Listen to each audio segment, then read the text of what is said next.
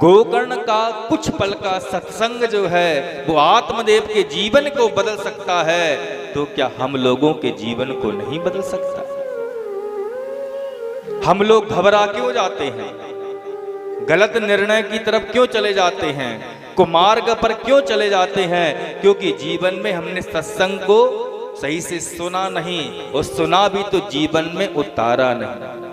अपने गुरु पर, अपने भगवान पर, अपने इष्ट देवता पर हमें पूर्ण विश्वास ना होना ही हमको गलत मार्ग की तरफ ले जाता है।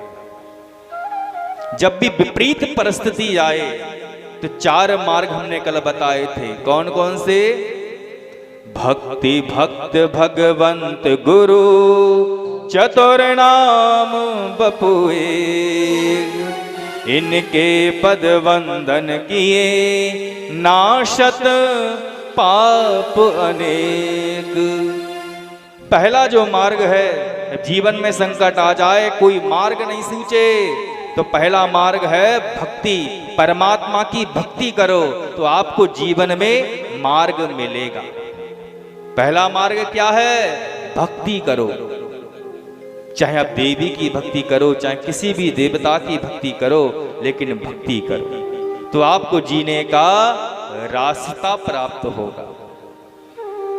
अब एक कहने लगे कि गुरुदेव हम जो है भक्ति नहीं कर सकते, तो क्या करें? अगर भक्ति नहीं कर सकते तो भक्ति जो करते हैं उन्हें कहते हैं भक्त। तो जो भक्ति करते हैं ऐसे भक्तों के चरणों को पकड़ लो, उनकी संगति करो, उनके साथ रहो, उनके सत्संग को सुनो, तो आपका कल्याण हो जाएगा। या तो भक्ति करो, भक्ति नहीं कर सकते तो जो भक्ति करते हैं ऐसे भक्तों की शरण में रहोगे, उनके सत्संग को सुनोगे, संगति को ग्रहण करोगे, तब आपको जीने का मार्ग मिल जाए। भक्ति भक्त भगवंत। भगवंत किसे कहते हैं? भगवंत कहते हैं जो भगवान की तरह ही बने हुए हैं संसार में। तभी तो कहते हैं धरती पर रूप माँ बाप का उस विधाता की पहचान है।